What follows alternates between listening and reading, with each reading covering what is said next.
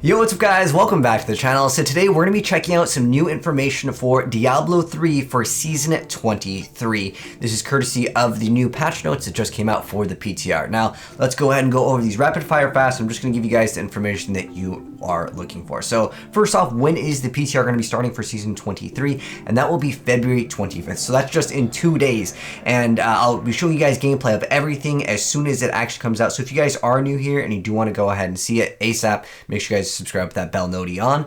But anyways, let's go ahead and go over it now that we know when it's going to be starting for the PTR. Let's go ahead and go over what the heck is actually going to be in this season for the new seasonal change. So the big seasonal change right here comes down to the follower system revamp. So that's the system that when you're basically playing solo, you'll have the follower. Or if you do happen to run a Shira's set, you could technically run this with a group, which actually would maybe make this a viable option depending on how good some of these bonuses are. But anyways, it's mostly going to be for solo play because that's the only way you get your followers. So with this new seasonal change here, not only is it going to be for the seasonal change, but it's also going to be for non-seasonal play. So this is just going to be something that happens in the game. And this is going to make it so players can equip followers with a total of 14 different item slots, which include the follower relic, the helm, shoulders, chest, gloves, bracers, belt, 2 rings, neck, pants, boots, and main hand weapon, and an offhand. So basically, the followers are going to be kind of like in some of the Diablo 2 mods, where you're able to completely deck them out and actually make them a lot more viable. But on top of that, it's not just the followers getting just more stuff to be able to be equipped, but they've got a new feature called Emanate over here, which allows the player to gain the intended effect of certain legendary powers and set bonuses when equipped on the hired follower. So they list the items that you're going to be able to actually benefit off of, like Broken Crown, you get an extra gem, homing pads, there's a damage reduction. There's probably going to be one person out there that's going to try to get the damage reduction and cast the homing pad, like teleport back into like town every single time they activate an attack. But realistically, unless you're using a macro, no one's using that. Your items can't be destroyed. You get some extra gold. Like a lot of these things are kind of like worthless, I'm going to be honest. There's like the gold wrist guards. Then stuff that actually matters over here. Now we're getting to stuff that you guys will actually care about. The Nemesis Bracer. So that's the thing where you click on shrines and pylons will show off elite when you activate it. So that'll be something that's a really nice change. Some people like to equip them or put it inside of our cube, and we no longer have to do that, as we're just going to have it on our follower. But keep in mind, that's only for solo play unless you happen to have a Shira's. So there's another thing that's quite great, which is the Gloves of Worship. The shrines will last for 10 minutes. Another nice little free addition there. The Energy Trap is like for a CC. It doesn't really matter too much. Glass of Life just for like globes, doesn't matter. Avarice Band could be technically utilized for some T16 like speed pushings with golds. And then we got Creed's Flares, like for fire damage grants you primary resource, doesn't really matter. Flavor of Time, this one matters. Pylon effects last twice as long. This is used in a lot of competitive builds, so especially if you're a solo player that's interested in pushing, this is actually going to be a nice little addition for you as well. And then we have the Sage's Journey, which will allow us to grant ourselves more Death's Breath. I wish this also had another legendary bonus that made it so Death's Breath would be on automatic pickup. That's a thing I think the community has been asking for a long time. So please, Blizzard, add it so it also has a new legendary bonus that makes it so it just picks up the Death's Breath automatically, because I will definitely be equipping that if it did grant that. And then there's the canes, but you get some more extra XP on that. But on top of that, they've completely reworked a bunch of the follower skills. So follower skills have been reworked to showcase new and updated skills. Check out the skill changes list below. Pretty much, at least from the text right now, the Scoundrel is 1000% the best. It's like not really up for debate unless you're playing some really weird niche like ZDPS. Pretty much the Scoundrel's the best. All right, so and he was never used before for the most part if you were pushing. So anyways, Crippling Shot, it does some damage and then it grants you like a slow effect. Now what's interesting with this is they're making it so the followers now will have some type of bonus based on their main stat. So you want to try to prioritize getting obviously main stat for them, so this can be more of a priority to try to get some of those ancient items equipped to them so they get just more of the main stat, right? And then on top of that, they've changed a lot of the skills to specifically say based on the amount of dexterity int or strength, depending on the follower. But anyways, so you got a crippling shot that just deals some damage, slows. And then we have power shot. Most of the damage numbers probably still won't matter though. But anyways, it explodes and has 100% chance to stun. This could actually be bad for some of you guys that play in the highest grade rift department. There are certain times where you want to be able to activate your stun to get some type of proc, or right in between some convention of elements rotation, as there's a threshold where an enemy is stunned too many times, it just won't get stunned. So this could be actually bad. But again, like, this is kind of just a more interesting, newer thing where it's based off of their dexterity. But it might not matter for most players unless you're like pushing higher GRs. It really doesn't matter. Then we have Hysteria. Whenever you or the scoundrel land a crit hit, you get to increase all the damage done by 3% for 3 to 6 seconds based on their dexterity. Okay, whatever. Anatomy increases crit hit chance from 1.8 to 4% based on the scoundrel's dexterity. Multi-shot, the scoundrel's special attack will have 50 to 70% chance to fire 3 bolts based on the scoundrels. Again, most of the stuff doesn't matter over here. And then all of the followers are actually granting a cheat death. So when you take fatal damage, the scoundrel conceals you for 3 to 7 seconds and it prevents your death. And then the Knight's Veil over here. Now, we don't have the cooldown on this, but this is where the scoundrel becomes the best.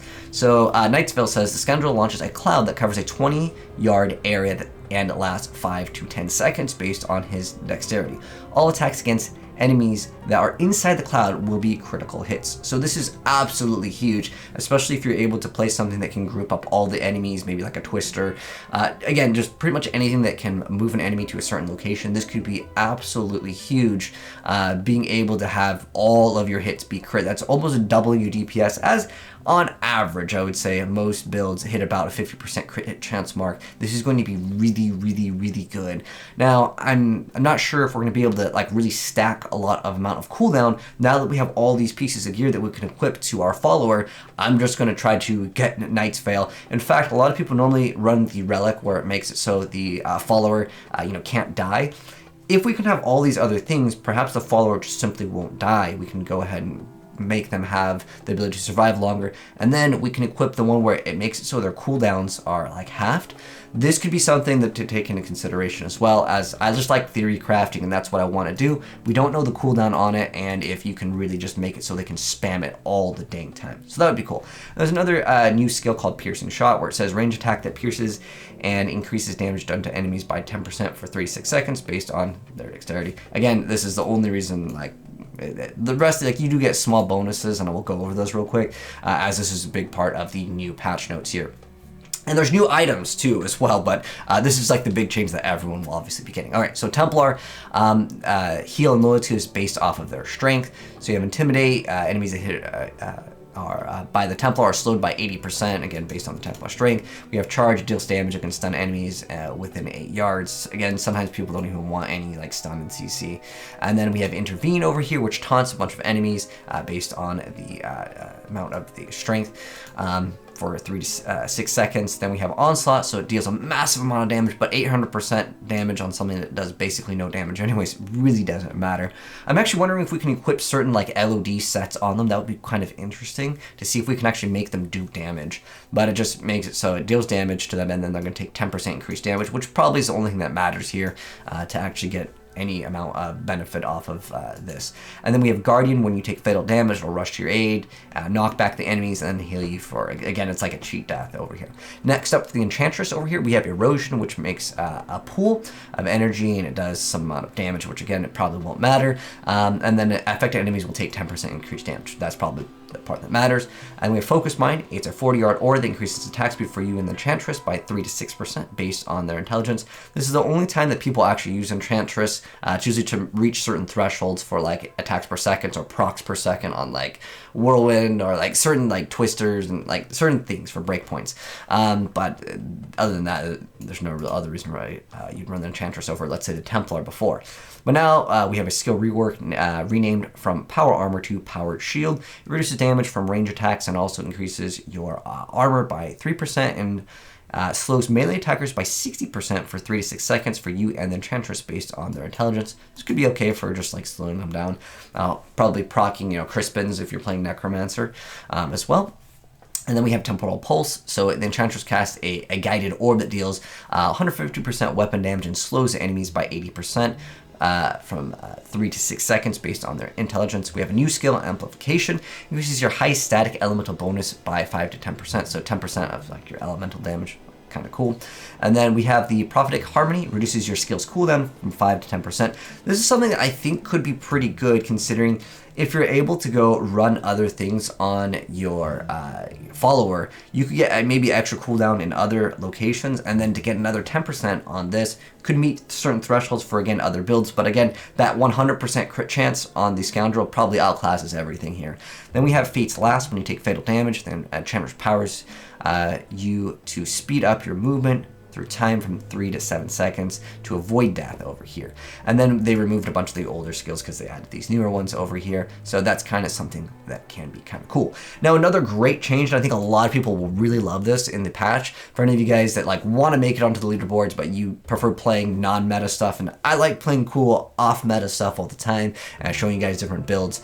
But what they're going to do is make it so there's going to be different filters based on the leaderboard. So if you want to see the different class set, right? Like if you want to see the Shadow Impale set or like the God DH set, they're going to be separate leaderboards for that. And I think that that could be really cool for those of you guys that want to play something that's just not meta. And on top of that, it's just kind of more lists. And when people get higher on the, leaderboards because they're playing something that no one is playing, I think some people will be, happy. But I tell my friend I can reach top 100 playing this build that no one else is playing, right? So, I mean, that's just kind of cool. It's just a quality of life. And it's just interesting to see what other, like, how far can you push with this build? Because if you sort by like Demon Hunter, it's usually 99% of the time going to be like the God Demon Hunter. Or if you're playing like a very specific, build, it's usually going to be the best. And the next, 100 people are playing the exact same build with the minor change of maybe like one roll on something, right? But that would be kind of nice. And then there's also going to be 2 unique new rewards in a portrait frame, and a pet will be granted to all players who complete the Season 23 Guardian Journey. We don't know what it's going to be, and you cannot get it on the PTR, and we'll see what it is. And when that comes out, guys, I will let you guys know what those new rewards are, because a lot of times they've been recycling content, so this is really great news for any of you guys that maybe haven't played in a while. You're finally going to be able to unlock something new. All right, some new items and items changes. So the Bones of Rathma. This whole set has been like really mediocre if anyone has actually tried playing it, but it's got a huge buff over here. So with the 2-piece bonus, your minions reduce the cooldown of Army of the Dead by 1 second each time they deal damage. Your Skeletal Warriors spawn faster, and your revived minions no longer expire. This could be pretty cool, because I was thinking, you can make it like more like a D2 style like revive build, right? And then we also have the Bones of Rathma 4-piece set. Your minions no longer take damage. You gain 1% damage reduction for 15 seconds each time one of your minions deals damage, maximum of 75 stacks. And then the Bones of Rathma, each active minion increases the damage of the Army of the Dead and Bone Spirit by 1,000%. So that's a 6-piece bonus. And then Defiler over here, it makes it so Bones Spirit's damage is increased by 400 to 500 for every second it is active, and will also freeze enemies on impact. So this will again proc Crispins. This could be actually really good because you're going to be able to potentially do massive amount of damage to Rift Guardians. It's more of a cheese kind of a thing where you just have someone hit from super far away, hit the Rift Guardian. It'd be kind of funny to see if this actually becomes the meta here. But on top of that, we got a new item. This is the Bones of Selena, or Bonds of Selena, which is a new item.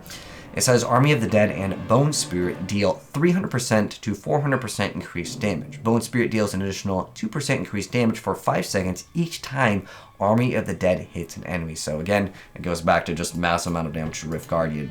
And then, I'm not going to read the developer's notes over here, but anyways, Firebird's also getting a rework over here.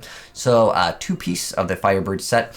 When you die, a meteor falls from the sky and revives you. Disintegrate ignites enemies, causing them to take 3,000% weapon damage per second until they die. Now, with the 4-piece bonus, you get an 80% damage reduction. That's huge. And 4,000% increased damage while ignite is applied to a target. Casting Disintegrate adds combustion stacks that reduce the cooldown of teleport by 2% per stack, and it stacks up to 50 times. Obviously, that's 100%. That's cool, because I like to play Ether Walker in a lot of builds. Looking at this, it's just getting that 80% damage reduction is pretty nice, and it's 4,000 increased damage while Ignite is applied to a target, not the target. So what this could mean, at least by its text, is I know for a while some people were hitting certain things and they would move off screen. Now, as far as I'm aware of, how Ignite works is if you are too far away from the target, it does not apply that bonus. So what you would have to do is still have to hit something on screen. But what's cool with this is it does open up the doors to potentially a Tal Rasha build where you get 4,000 plus the Tal Rasha bonus, which it could be something fun to, you know, just mess around with. We'll see if it's actually viable at the end of the day. But with the 6-piece bonus, hitting an ignited enemy with a fire spell other than Disintegrate deals ignite damage multiplied by the combustion stack. So maybe this is going to overall add more damage than mixing in Tal Rashas plus this, but you could maybe hybrid it out, and we'll see if that actually becomes a viable option for the future. Now, there's also some nerfs here. Granted, all the things we mentioned over here are kind of new, exciting things. Unfortunately, we got to go ahead and talk about the nerfs. So I'm just going to go over it real fast over here. So the Gears of Dreadlands, the Hungering Arrow with the 6-piece pierces a maximum of 2 times while wearing the Gears of Dreadlands set. And they mentioned something about when like there's missile dampening or when there's a huge area of monsters and it just pierces all of them. It's so insane. That's a huge nerf. It's really only for some of the players that are pushing the highest graded rift sets. The lower ones, I mean, the Hungry Arrow is just going to disappear eventually because it's just deleting everything anyways. So that's a huge nerf for people that are interested in min-maxing. But if you're just like doing T16, which a lot of people are just kind of, you know, that's where they min-max, you'll be fine. And then Gazing Demise, the damage of Spirit Barrage is increased by 100 to 150% versus the amount that you would have out. And Spirit Barrage gains a Phantasm Rune that lasts twice as long, and the attack rate from Minutu Spectre is increased. So there's a buff and a nerf kind of in a sense, but overall I would say this is a nerf. And then the biggest change, Blackthorn's actually becoming meta with just the pants though. Don't worry, you're not gonna have to get all of them. So this is actually a really nice change here. So Blackthorn's Jousting Mail replaced one primary property with a random elemental damage affix. So there's an item called the Swampland Waders where it grant +2 elemental, and you'd always have to roll it if you wanted to make an LOD or LON build. You would always have to get this item because it would really help out your build, and you'd also have to get it to be, of course, ancient, and then you'd have to have it get the right rolls. It's a nightmare to roll, and you'd also have to be getting a Witch Doctor to even like try to get it in the first place. So overall, this is an awesome change because now when I see Blackthorns, I'm not super disappointed. I still will probably be disappointed because unless it's this item, it won't really matter. So this could actually be a really good change for the game. And they made a change to like a set dungeon update. Doesn't really matter too much, but and then it goes over how to participate in the PTR over here. So here's my thoughts on this. I've wanted them to make followers viable for the longest time. However, to be efficient in Diablo, you really need to play in groups anyways, but for the people that are interested in playing solo, this could be a great option. I'm also hoping that, you know, obviously they could make some changes.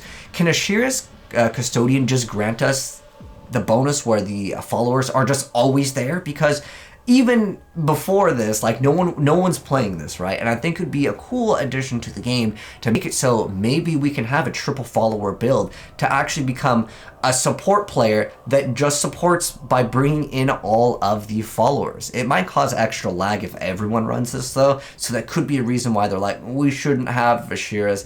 Like if every single player can run the 4-piece set or like 3-piece with Roaring and Grandeur, maybe it would cause too much lag because of all the interactions between all of the newer follower skills. But it's specifically like going over all of these, the only thing that really is going to be super insanely game changing, because yeah, they can like change things. You get like an extra like 2-3% here with like their stats based on like their dexterity or their main stat, but I think the only thing that's super insane is that all of them are going to be crit hits. There's literally no replacing this for 99% of builds. Again, unless you're playing like ZVPS or do something weird, I think that the Scoundrel will be the best. But anyways, I'm curious to know what you guys think about it down below in the comment section below. Do you guys like these changes for this new Season 23 change? Now keep in mind, these are going to be for season and non-season, so I'm not sure if we're going to get a seasonal like buff for Season 23, which I really like. Even if they recycle like an older one, I think Season 19 would have been really cool to have a reintroduction